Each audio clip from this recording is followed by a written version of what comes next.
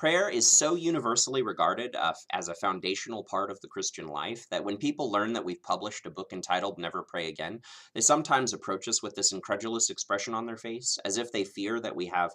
accidentally outed ourselves as secret atheists. As though everything we do in our profession, as our career as pastors, were just for show. All the preaching of sermons, the teaching of Bible study, the visiting people in the hospital, all of those things were just to hide the fact that inside we actually subscribe to none of these ideas which we profess in our jobs.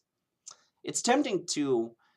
respond to this question with a playful answer, to respond in describing ourselves as a/theists, as Peter Rollins would do, but that wouldn't actually suit the direct style of our book, Never Pray Again. It's also tempting, of course, to try to defend yourself, to say uh, that here are all of the things I believe, to provide a statement of faith, or attempt to defend yourself as the things that you believe being consistent with the historically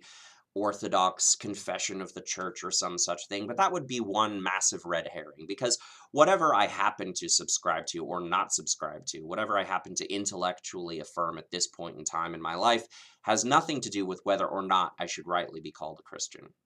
So here is my actual answer to this question, which is this. If by the end of my life I have lived a life that is of such a pattern that it conforms to the style of life that Jesus of Nazareth lived, if I can rightly be described as having been Christ-like in my life, then at that point in time, you could call me a Christian. If at the end of my life, however, I have lived a life which is contrary to, undermines, or otherwise contradicts the example of Jesus of Nazareth, then at that point in time, I should not be called a Christian, and you can call me whatever you want. Until then, I suppose we'll have to reserve judgment.